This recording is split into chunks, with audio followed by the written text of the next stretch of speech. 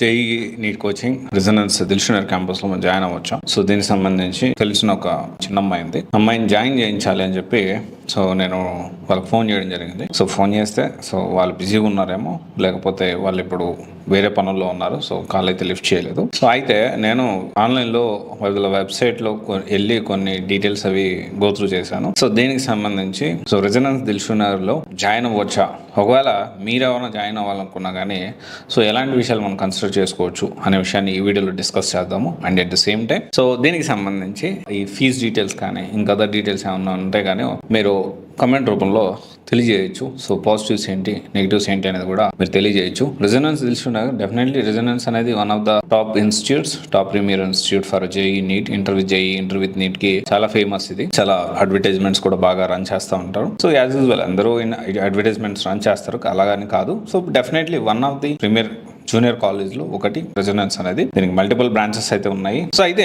దిల్షునర్ branch గురించి మనం particular గా మనం మాట్లాడుకుంటే సో ఇక్కడ కొన్ని విషయాలు మనం తెలుసుకోవాలి. సో ఖచ్చితంగా ఒక ఇంటర్వ్యూ జేఈ కానీ ఒక ఇంటర్వ్యూ నీట్ కానీ మనం సెలెక్ట్ చేసుకునేటప్పుడు ఫస్ట్ మనం చూడాల్సింది బ్యాచ్ సైజ్ ఎంత ఉంది, లిమిటెడ్ బ్యాచ్ సైజ్ ఉందా లేదా, ఒక 50 to 60 ఉన్నారా, లేకపోతే మందలుగా ఉన్నారా, గొర్రెల మందలుగా వందలని ఒకటే క్లాస్ వేసి చదివిస్తున్నారా, చాలా ఇంపార్టెంట్ పాయింట్.